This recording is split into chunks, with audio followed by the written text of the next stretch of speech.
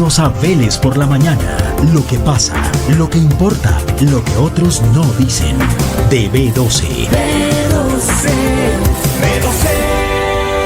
La radio digital 100% independiente.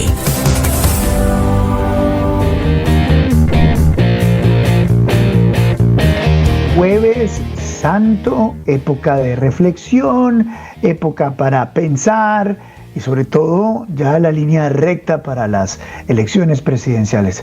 Como dicen en las regiones, aquí ya no hay tutía, es lo que fue. Y estamos muy pendientes de lo que realmente va a ser el destino electoral de nuestro país.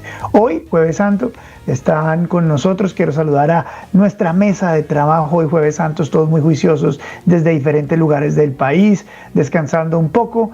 Están con nosotros Johanna Fuentes. Johanna, ¿qué tal? Muy buenos días. Hola Luis Carlos, buenos días y buenos días a toda la mesa y a todos los que se conectan hoy con nosotros en Vélez por la Mañana. Está la doctora María Viviana Botero. Doctora María Viviana, ¿qué tal? Buenos días. Luis Carlos, buenos días a ti, a la mesa y a la audiencia en esta semana de recogimiento y reflexión.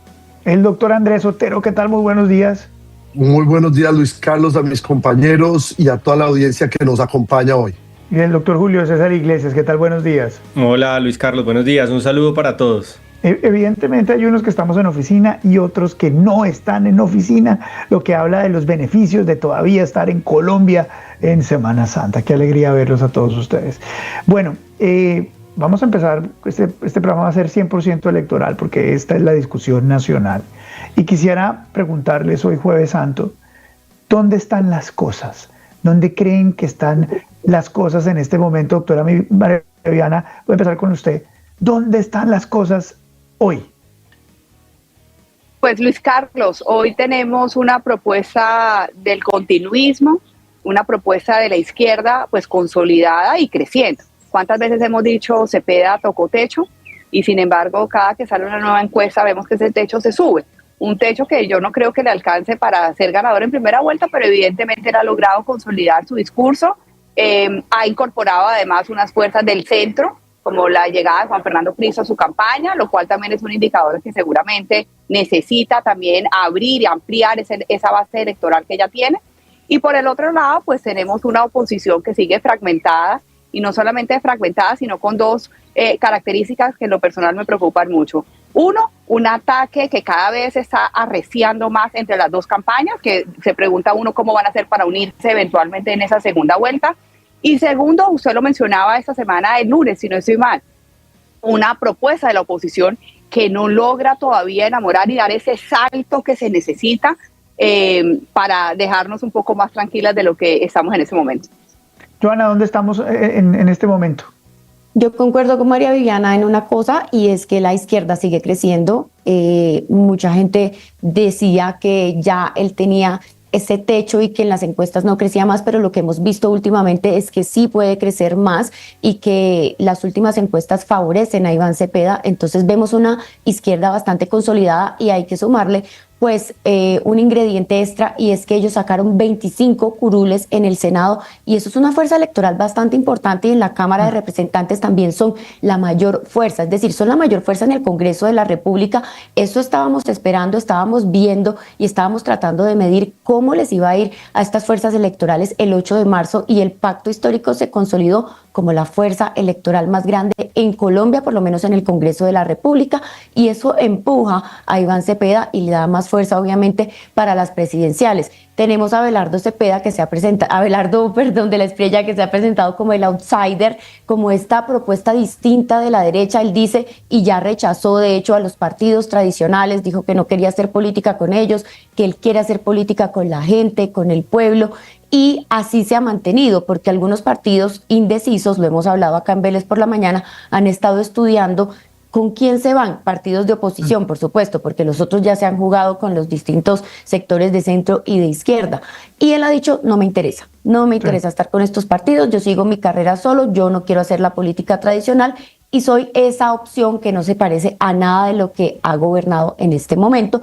Está fuerte, pero sí ha bajado un poco, y ha bajado justamente porque nació esa otra alternativa de la derecha, de esa gran consulta, de la consulta en la que salió ganadora Paloma Valencia, y en la que pues escogió como vicepresidente a Juan Daniel Oviedo. Esto pues ha traído pros y contras, ya lo sabemos, como usted dice, no termina de enamorar a esa derecha que espera un cambio más radical a lo que venimos teniendo. Sin embargo, creo que sí ha enamorado a gente de centro que en este momento no ve una opción de centro, que no ve una opción en Claudia López, que no ve una opción en Sergio Fajardo, porque Fajardo pensaba que no yendo a las consultas de pronto iba a subir y se le iba a despegar la campaña. Él está diciendo, de hecho esta semana que tuvimos entrevista con él, dijo que la campaña empezó este mes. No es verdad. La campaña viene desde hace rato y a él cada vez le va peor en las encuestas. Él dice tampoco que no cree mucho en las encuestas, pero mucha gente sí se fija en eso para decidir su voto. Esos indecisos en este momento tal vez estén mirando quién tiene opción y quién no tiene opción. Y una opción que no habían contemplado puede ser Paloma Valencia Oviedo, aunque nunca hayan votado por la derecha. Es una opción que se le está presentando a la gente de centro, pero por otro lado, las bases de la derecha pueden estar yendo con Abelardo de la Espriella. Lo que parecería estuviera pasando en este momento es, realmente estamos a punto de presenciar, o ya lo estamos presenciando, el efecto de las consultas. Ya pasó el efecto de las consultas, doctor Andrés Otero. Es algo así como los muchachos jóvenes dicen the flavor of the month, el sabor del mes, ¿no? El helado de moda, la camiseta del lagarto de moda o del perro de moda, yo no sé. Paloma Valencia es the flavor of the month. ¿Ya pasamos eso?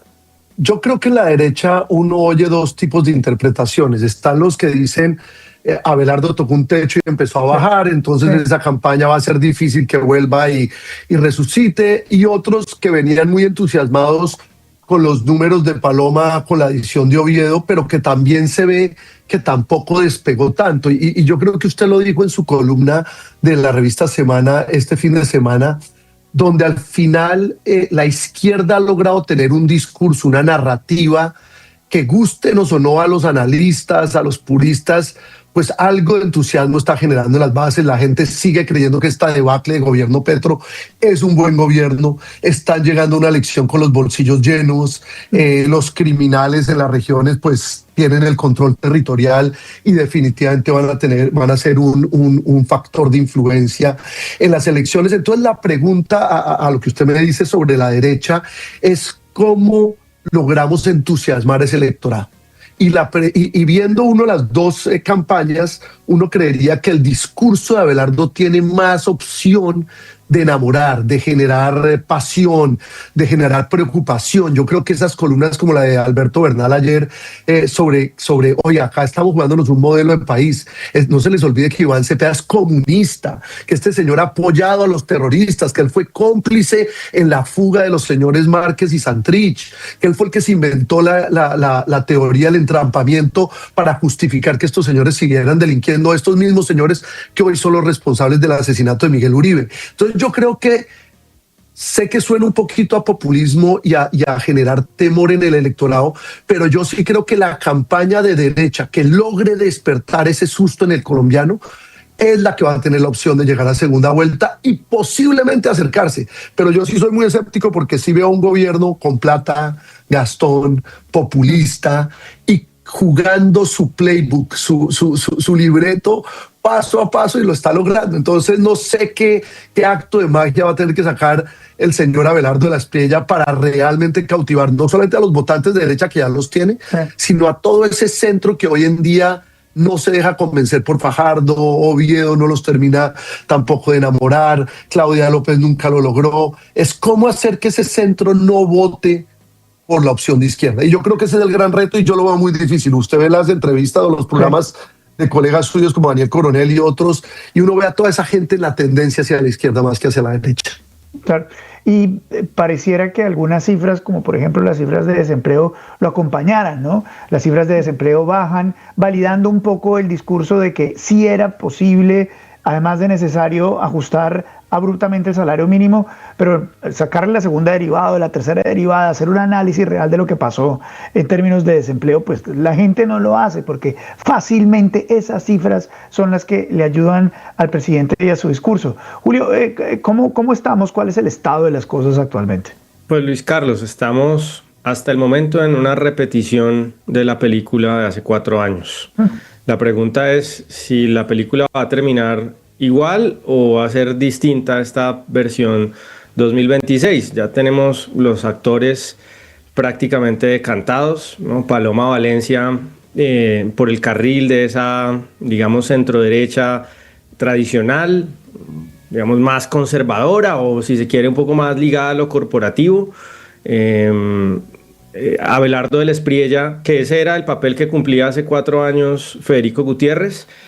Abelardo de la Espriella interpretando el papel que hace 4 años Rodolfo Hernández desempeñó, ¿no? Una derecha distinta, digamos, que no era tan claro que Rodolfo Hernández fuera derecha, pero ese outsider está interpretándolo ahora Abelardo, y obviamente pues Iván Cepeda reemplazando a Gustavo Petro por el lado de la extrema izquierda. Hay elementos que le hacen pensar a uno que esta película no va a terminar igual, que obviamente sería con la victoria de Iván Cepeda. Esos elementos tienen que ver primero con la calidad de los actores, ¿no? Paloma Valencia no es Federico Gutiérrez y Abelardo de la Espriella tampoco es Rodolfo Hernández. Desde mi punto de vista son actores con mayor capacidad para desempeñarse bien. Paloma Valencia con un recorrido político en el Congreso enorme, una mujer muy inteligente, muy estratégica, y Abelardo de la Espriella pues con una vitalidad, como dice él, con una ardentía muy diferente a la que Rodolfo Hernández demostró a final de cuentas. También con una voluntad de poder, Luis Carlos, ¿no? Yo creo que un elemento clave hace 4 años para que Rodolfo Hernández perdiera las elecciones es que no quiso ganarlas, ¿no? Que esencialmente renunció. Y yo creo que cualquiera de estos dos candidatos que pasen a segunda vuelta, esperemos, porque eso, digamos, todavía no es un hecho dado que vaya a haber segunda vuelta, por lo menos yo creo que es lo más probable, pero existe la posibilidad de que no. Pero cualquiera de los dos de ellos que eventualmente pase, pues va a tener voluntad de ganar, y eso cambia la ecuación de manera importante. Por el otro lado, pues lo que decía Andrés también es importante, que es que el presupuesto nacional, a diferencia de hace 4 años, está al servicio de una candidatura que es la de Iván Cepeda, y pues eso trastoca, es una variable distinta que trastoca probablemente el resultado. Entonces hay elementos a favor de que termine igual la película y elementos en contra para que tengamos un resultado distinto. Y los resultados pueden ser desde el más catastrófico, Luis Carlos, y es que Iván Cepeda, desde mi punto de vista, por supuesto, de que Iván Cepeda ganara en primera vuelta. Eso tendría unas implicaciones, digamos, muy importantes desde el punto de vista político, sobre todo y especialmente creo que haría inevitable una Asamblea Nacional Constituyente. Eso desencadenaría ese resultado probablemente, porque ya hablaría, digamos, casi de una fuerza arrolladora, hasta que pasemos a segunda vuelta y que sea Abelardo de la Espriella o Paloma Valencia logren movilizar el descontento y el antipetrismo y logren una victoria. Entonces, pues está por verse, Luis Carlos. Yo creo que hay mejores fichas este año para derrotar a la izquierda radical, pero también la izquierda radical ha sabido utilizar los recursos a su disposición también, aunque Iván Cepeda, por otro lado, es un candidato más débil desde el carisma, desde sus habilidades transaccionales con la clase política, de lo que era Gustavo Petro. Entonces hay muchas variables en juego. Esperemos a ver cómo se decantan estas semanas. ¿Por qué creen ustedes que, a pesar de que el gobierno de Gustavo Petro ha sido nefasto en términos de corrupción, corrupción rampante, todos los escándalos habidos y por haber, que su capacidad personal es una capacidad que ha puesto todos los malos ejemplos habidos y por haber? O sea, un señor que nombra a la hija para que le pongan en el barco, un señor que tiene una familia destruida, un señor que tiene aparentemente unos malos hábitos como el llegar tarde y otros adicionales, un país quebrado, todos sus ministros, una gran cantidad de ministros metidos en problema, una financiación de campaña oscura, él con un temperamento y una señal oscura. ¿Por qué ese modelo en Colombia cala? ¿Cuál es la razón? ¿Ustedes se han puesto a reflexionar por qué eso es lo que hoy a la gente le importa? No sé quién quiere empezar, doctor Andrés. Yo sí que yo empiezo, sí. Luis Carlos. Uno, porque yo creo que a los colombianos nos duele aceptar que nos hemos convertido en una especie de narcoestado. un paraestado, un estado de criminales. ¿Y qué quiero decir con eso? Es que cuando nosotros empezamos esa guerra en el 2002 o antes con el presidente Pastrana y el Plan Colombia, después Álvaro Uribe, lo que no nos dimos cuenta es que la izquierda hábilmente empezó un trabajo de infiltrar unas instancias importantes de la sociedad colombiana.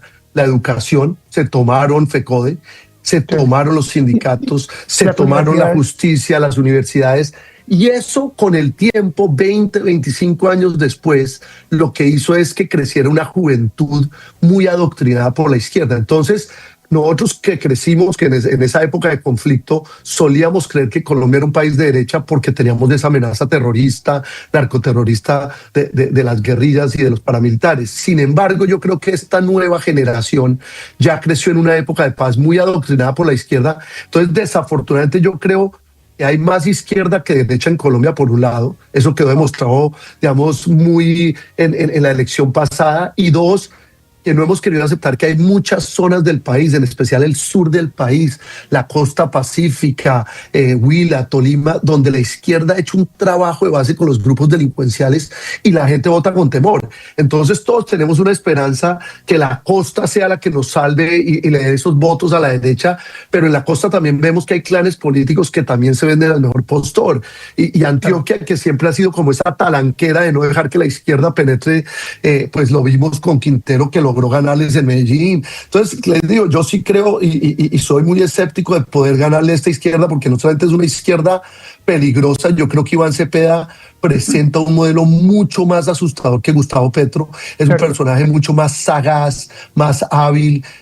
Fíjese, Abelardo Lasprilla lo está convocando a debates y él no va a salirle a debate, él va a hacer la campaña de Biden, quedarse encerrado en su sótano y así va a ganar una elección. Entonces, yo sí creo que estamos en una situación crítica y siendo hoy Jueves Santo, me siento en esos Jueves Santos grises de lluvia típicos bogotanos, donde seguro sentía que todo se iba a acabar. Así me siento hoy, Luis Carlos. Johanna iba a decir algo, señora. Sí, pues yo creo que primero Gustavo Petro tiene una gran capacidad para agitar las masas.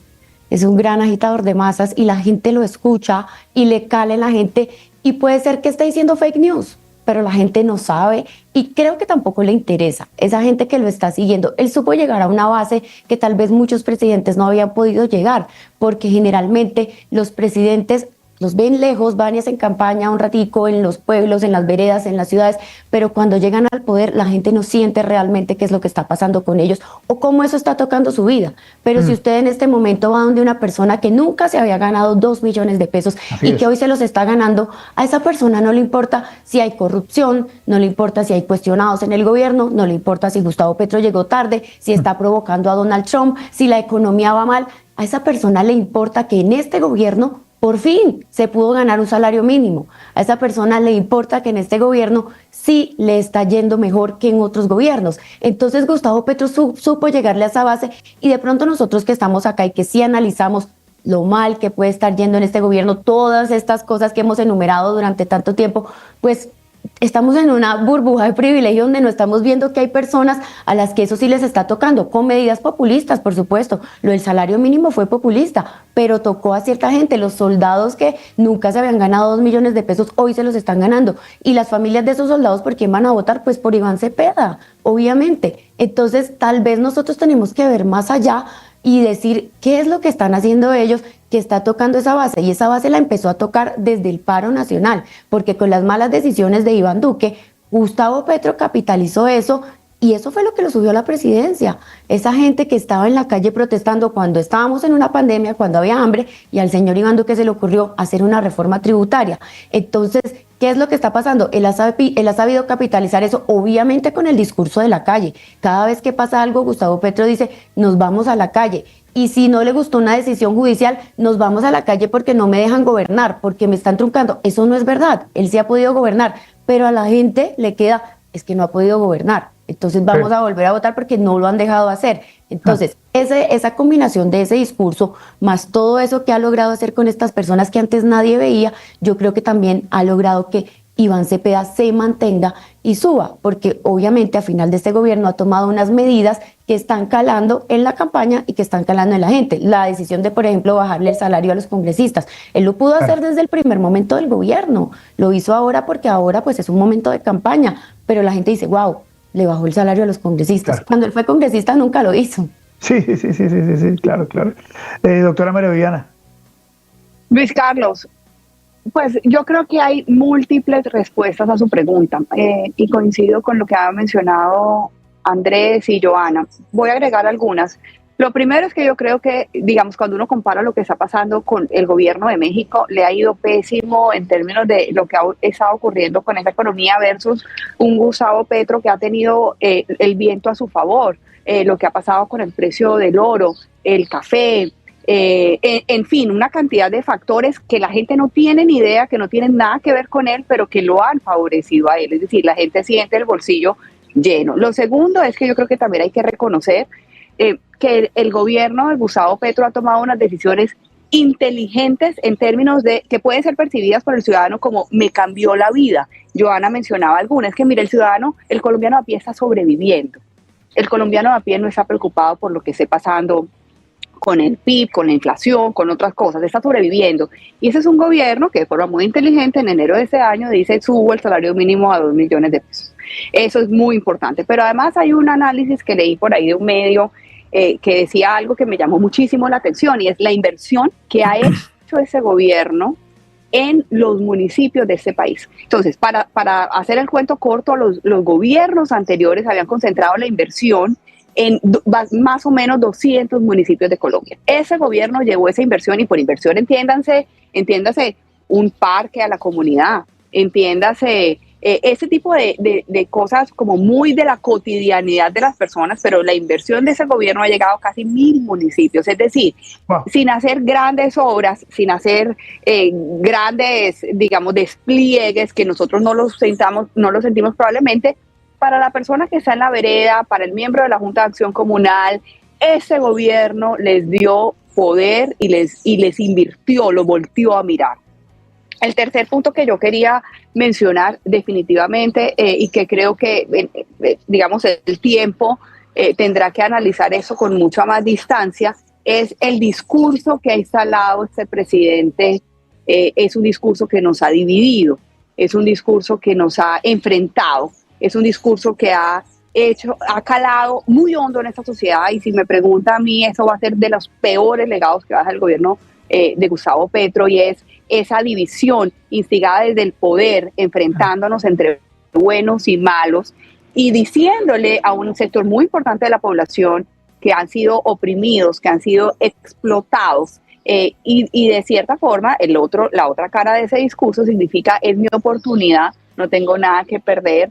Y un empoderamiento a quienes por muchos años, porque también creo que hay que hacer un acto de mea culpa y de reconocimiento, pues no fueron tenidos en cuenta en el gobierno o no se sintieron tenidos en cuenta en el gobierno. Y finalmente yo no puedo dejar de mencionar también, Luis Carlos, y probablemente eso no va a ser lo definitivo en la elección ojalá no elección de Iván Cepeda, pero yo también siento un poco de ingenuidad en algunos que siguen romantizando. En esos días leí a una escritora colombiana diciendo, mire, ese gobierno ha sido nefasto, ese gobierno ha sido terrible, pero no se ha puesto a pensar en la justicia, razón por la cual vuelvo a votar por la izquierda. Entonces yo creo que de cierta forma hay como una romantización de esos valores y se ha asociado unas banderas de equidad, de igualdad, de brechas sociales al sector de la izquierda, que es urgente que el centro y que la derecha los vuelvan a recuperar, porque no se puede asociar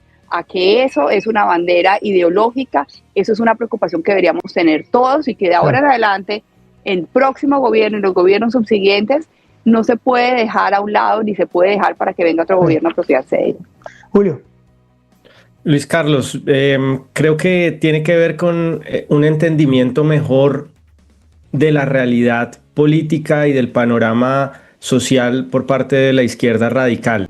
Y esto lo digo porque desde los sectores de centroderecha y derecha se siguen tomando decisiones con base en un modelo que yo diría es el del votante racional, que es No, los ciudadanos van a evaluar de manera más o menos objetiva cuál es la situación actual de la economía o del orden público o de la salud, y con base en una evaluación de eso va a tomar una decisión electoral. No necesariamente las personas, sobre todo en el mundo de hoy, toman las decisiones electorales de esa manera. Yo hablaría más de una política de la identidad. Más la gente lo que se plantea a la hora de votar es: ¿yo a quién me parezco? ¿Yo a qué tribu pertenezco? ¿No? Entonces, la tribu de Gustavo Petro es la tribu desde el planteamiento que ellos han logrado introducir y hacer, digamos, popular, es la tribu de los nadie, de los que no tienen, de los desposeídos. Y obviamente la gran mayoría de los colombianos se identifican más con esa tribu, con esa identidad política. Del otro lado, pues se sigue trabajando con ese modelo mental racional que no es exactamente el que aplica. Del lado de la izquierda radical entendieron, por ejemplo, no de ahora, hace mucho rato, que las redes sociales son el principal campo de juego a la hora de determinar esas identidades y esas antipatías o simpatías. Desde la derecha recién están comenzando a entenderlo. Entonces, en ese campo de batalla que son las redes sociales, llevan, por ejemplo, una ventaja gigantesca. Entonces, eso ha sido también un terreno determinante. Han entendido mejor la dinámica de la polarización, Luis Carlos, ¿no? Sí. Unas decisiones que no parecen racionales o inteligentes desde la derecha o la centroderecha, como ubicar a una señora como Aida Quilcue en la vicepresidencia, en el mundo de la política de la identidad y en el mundo de la polarización hacen mucho sentido. Y una jugada que parece la más inteligente y que mucha gente elogió, como la jugada con Juan Daniel Oviedo, no necesariamente es la mejor en ese tablero de juego. Entonces yo creo que todo parte de una concepción estratégica mucho más ajustada a la vida real, al país que tenemos hoy y al mundo digital de las redes sociales que existe en este momento. Me quedan 2 minutos, 30 segundos para cada uno para que nos digan a qué le tenemos que poner cuidado en los próximos días. Ustedes están pendientes de qué en los próximos días en términos de política, qué realmente puede ser algo determinante en los próximos días para todos los que nos están viendo esta mañana de lo que se viene, qué es crucial. ¿Quién quiere empezar? Porque yo empezaría con la próxima encuesta, con la próxima encuesta de GAD3 y la próxima encuesta de Atlas Intel, que para mí son las dos más importantes que hay en el país. Pero, ¿qué estarían pendientes ustedes o los debates? Yo creo, Luis Carlos, si me permite, que hay que mirar con mucho detenimiento la evolución de Paloma Valencia y Juan Daniel Oviedo, si esa fórmula de moverse al centro, que como yo le decía hace un instante, yo considero que no está ajustada al mundo de la polarización y a la política de la identidad, si esa fórmula realmente logra no solamente convencer a unos votantes moderados de Chapinero, que no dejan de ser un porcentaje relativamente pequeño de la población, sino que logran llegarle a otros dominios geográficos, a otras personas, a otras demografías. Si esa fórmula logra hacer esa magia que nos habían prometido, o que prometieron cuando integraron a Juan Daniel Oviedo a la campaña. Para mí, crítico, y lo he dicho varias veces, es el tema del centro. Independiente de quién gane en primera vuelta entre el centro o la derecha, ¿cierto? Si es Abelardo el que gane o es Paloma la que gane, al final yo sé que los abelardistas harían lo que fuera para que Cepeda no sea presidente. Yo no sé si los oviedistas, la gente en el centro, haga lo mismo si Abelardo es la opción en segunda vuelta. Entonces yo sí creo que un tema que es crítico es que esa división que existe entre esas dos campañas hoy se unan, porque si esos dos frentes no llegan unidos, no tenemos ningún chance, ni siquiera empezamos el juego. Entonces yo creo que ahí se tiene que hacer un esfuerzo para que se unan centro y derecha, que hoy están divididos. Doctora María Viviana. Luis Carlos, mencionaría 4 cosas. Primero, ¿qué van a hacer los partidos políticos? ¿A dónde se van a mover? Que todavía es una decisión que estamos esperando. ¿Y cómo va a recibir el electorado esa adhesión? Porque tenemos una campaña que resalto aquí una coincidencia, digamos, que me da risa. Una campaña como la de Abelardo, con el mismo discurso que vemos en la campaña de Fajardo y de Claudia López, diciendo otra vez vamos a volver a quedar entre Uribe y Petro, y son los mismos, y son el establecimiento, y rechazamos los partidos políticos. Entonces hay que ver si ese discurso cala o no calan en el electorado y qué van a hacer esos partidos políticos e insisto, cómo lo va a recibir el electorado. Lo segundo, le pondría mucha atención a si Cepeda sigue creciendo. Es que no hemos llegado todavía al techo de Cepeda y creo que es algo para estar monitoreando y estar pendiente. Tercero, coincido con Andrés Otero en el tema del centro. Yo creo que al final la derecha va a votar por cualquier opción que le presenten. Cualquier opción que le presenten y que pueda ganarle a Cepeda. Pero la pregunta que todavía no tenemos resuelto es qué va a pasar con el centro, cómo se van a decantar esos votantes del centro. Que entre otras aquí quiero hacer una reflexión, es que las elecciones parlamentarias nos mostraron que estamos casi que en un bipartidismo. Entonces, también la pregunta que yo tengo es si lo que definan esos líderes del centro va a influir o no, o si la gente naturalmente se va a replegar hacia uno de los dos extremos, pero la pregunta es hacia cuál de los dos. Claro. Y finalmente le pondría atención a la costa atlántica. Ese es todavía un territorio por conquistar, ese es un territorio por entender, por definir, que lo ato a mi primer comentario de los partidos políticos. ¿Qué va a pasar ahí con la costa atlántica? ¿Qué va a pasar con los partidos políticos? Nos van a informar mucho de eso. Sí, la costa va a ser definitiva. Johanna. Pues en este país la gente vota con la emoción. A la gente no le importan las propuestas y creo que no las lee muy bien. Somos una minoría los que se sientan a leer la propuesta. Entonces creo que hay que estar muy atentos a cualquier cosa que pase. El señor Rodolfo Hernández perdió la segunda vuelta en un par de días porque salió un escándalo y la gente dijo, bueno, y entonces aquí la emoción es muy importante. ¿Quién va a lograr emocionar y conquistar a esas personas indecisas y a ese centro que todavía no se ha definido y no se ha enamorado de una opción? Y es importante lo que usted mencionaba, las encuestas. Hay mucha gente que se fija en las encuestas para definir su voto. Entonces sí tenemos que ponerle el ojo a las encuestas que están por salir y a los debates a los que acepten ir, porque pues ya sabemos que por lo menos Iván Cepeda no está yendo a debates y yo creo que él sí tiene su cupo asegurado a la segunda vuelta, si hay segunda vuelta, pero a los debates que nos resten. Nosotros, por ejemplo, tenemos un debate de la derecha y hay otros debates que seguramente van a estar haciendo. A eso hay que ponerle el ojo porque la gente que no ha estado pendiente de las campañas, que no ha seguido nada, de pronto sí pone Vélez por la mañana y sigue el debate y toma una decisión. Y de pronto sí ven un debate y dicen, bueno, yo no sabía, pero me gustó cómo se desempeñó, cómo habló, etcétera. Entonces, creo que sí hay que ponerle atención a eso y los candidatos van a estar, yo creo que caminando en una línea muy delgada porque estos son días cruciales para que la gente tome decisiones. Y sobre todo mirar, porque hay gente que dice en primera vuelta yo voto por el candidato de mi corazón así no tenga opciones y en la segunda ya decido.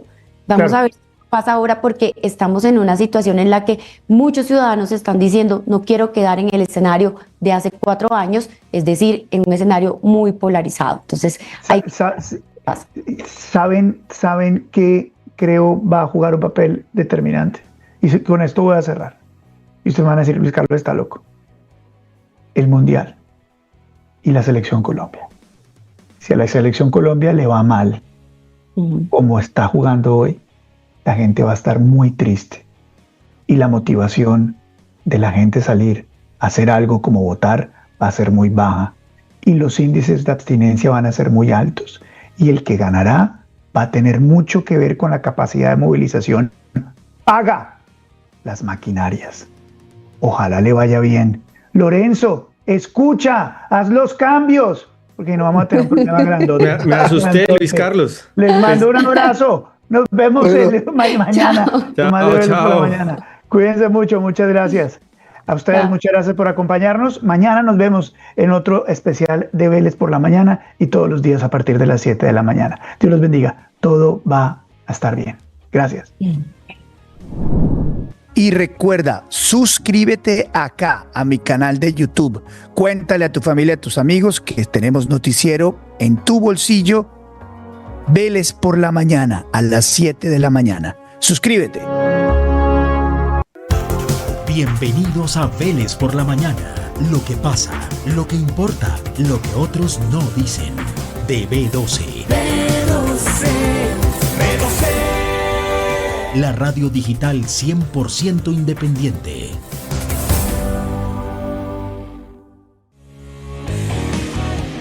Esta es una producción de BC Media y Digital Stereo Studios, agencia de podcast y streaming.